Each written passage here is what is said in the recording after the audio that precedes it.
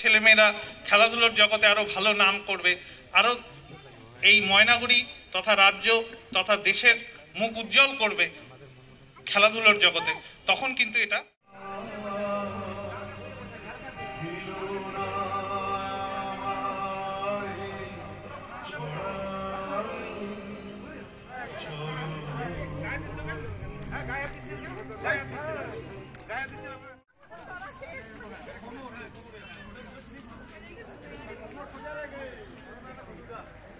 এটার মধ্যে উঠতে হবে, হ্যাঁ বসতে হবে।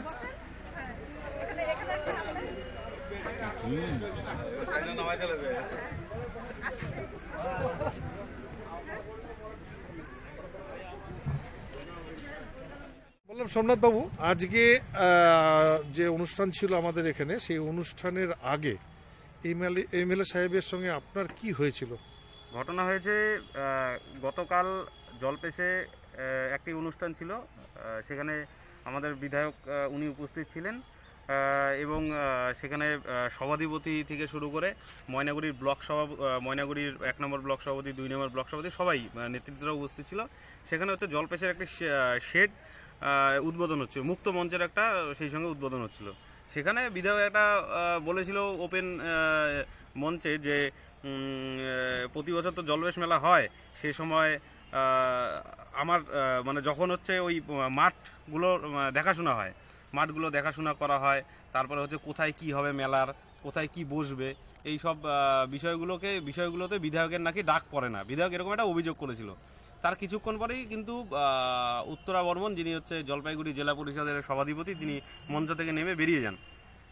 তারপরে সভাধিপতির সাথে আমি কথা বলি এবং আমি নিজে তার বক্তব্য নিই। তার বক্তব্য আমার কাছে এখনও আছে। তিনি বলেছেন না, আমি ওনাকে ডাকি, তিনি কেন বলছেন, তিনি যেখানেই যাচ্ছেন এইসব কথা বলছেন, এইসবভাবে তিনি বলেছেন। তো সেই বিষয়টা নিয়ে একটা খবর প্রকাশিত হয়েছিল আজকে বর্তমান সংবাদপত্রে একটা খবর প্রকাশিত হয়েছিল, সেই খবর প্রকাশিত হয়েছিল। তো আজকে ঘটনা হয়েছে, ময়নাগুড়ি পঞ্চায়েত সমিতির পক্ষ থেকে একটা ময়নাগুড়ি বল খেলার মাঠে ওপেন একটা জিম এর উদ্বোধন, জিম তৈরি হচ্ছে। তো সেখানে সাংবাদিকদের আমন্ত্রণ ছিল, আমারও আমন্ত্রণ ছিল। তো আমি গিয়েছিলাম এবং আমার সঙ্গে আরও একজন সাংবাদিক ছিল, তিনি অন্য হাউসের, তিনিও ছিলেন। তো সেই সময় বিধায়ক আমাকে ডাকে এবং ডেকে পরিষ্কার বলে যে কোনো অ্যান্টি খবর করা যাবে না। তো অ্যান্টি খবর করা যাবে না। আমি বললাম যে কোনটা অ্যান্টি খবর হয়েছে। তো সেখানে উনি পরিষ্কারভাবে বললেন যে অ্যান্টি খবর কোনটা হয়েছে, মানে তুমি এর আগে একটি খবর করেছো, পিকের বিরুদ্ধে আমি কথা বলেছি, এরকম টাইপের। আমি হ্যাঁ, এইটা তো আপনি বলেছেন, আপনার বাড়িতে আপনি বক্তব্য দিয়েছেন এবং হচ্ছে সেই সাথে আপনি আমার সাথে ফোনে কথা বলেছেন, তার রেকর্ডিং পর্যন্ত এখনও আছে।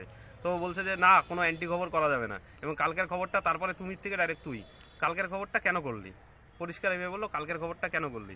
আলাম বা তুমি এটা বললা, তো কালকে এই বললার জন্যই তো আমি বললাম যে এর জন্যই তো করলাম আমি।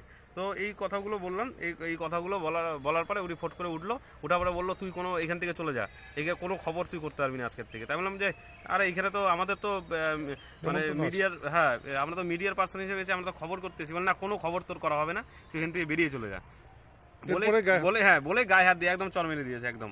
এবং সেখানে উপস্থিত ছিল ময়নাগুড়ি পঞ্চায়েত সমিতির সভাপতি এবং পূর্ত কর্মাধ্যক্ষ 2 জন উপস্থিত ছিল। তারাও বিষয়টা তাদের সঙ্গে কথা বলে তারা নিন্দা প্রকাশ করেছে। তো এটাই বিষয়ে যে বিধায়ক আজকে যে ঘটনাটা করলো একজন সাংবাদিকের সাথে, তো সেটা আজকে আমার সাথে হয়েছে, এরপরে আবার অন্য কারোর সাথে হতে হবে।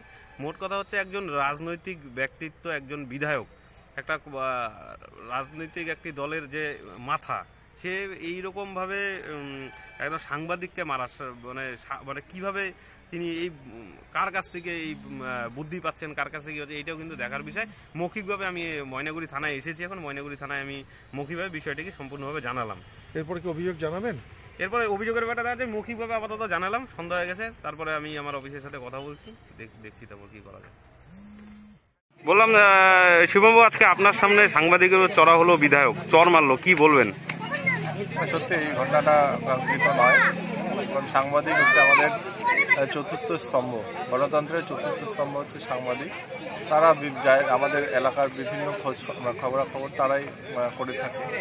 তো সেই সাংবাদিকের থাকতেই পারে তার সাথে কোনো, কিন্তু এরকম ঘটনা নিশ্চয়ই কখনো কাম্য নয় আর কি। এটা সত্যি মানে ভাবাই যাচ্ছে না যে এরকম একটা ঘটনা সামনে অনুষ্ঠিত হলো। এটা দুঃখজনক ঘটনা। এটা দলের পক্ষে কতটা ক্ষতিকারক? দলের পক্ষে তো অবশ্যই আমাদের একটা ক্ষতিকারক অবশ্যই হলো। এরকম একটা ঘটনা আমাদের সামনে হলো, এরকম চিন্তাই করতে পারছি না আমি। সাংবাদিকের কণ্ঠরোধের চেষ্টা, তিনি সবার সামনেই বললেন, আপনিও ছিলেন, যে তার নাকি কোনো অ্যান্টি খবর করা যাবে না। সেরকম সাংবাদিক তো খবর করবে, ওনারা যেটা খবর পাবেন যেটা সত্য সেটাই তো তোলার ওনাদের সাংবাদিকদের কাজ। সেইখানে কাজই কারণ আমরা কোনো মানুষ। আপনারা দলগতভাবে কোনো স্টেপ নেবেন? এটা এখন দলের বড় কারণ, সেটা তো আমার নয়, দলের ঊর্ধ্বতন কর্তৃপক্ষ এই যা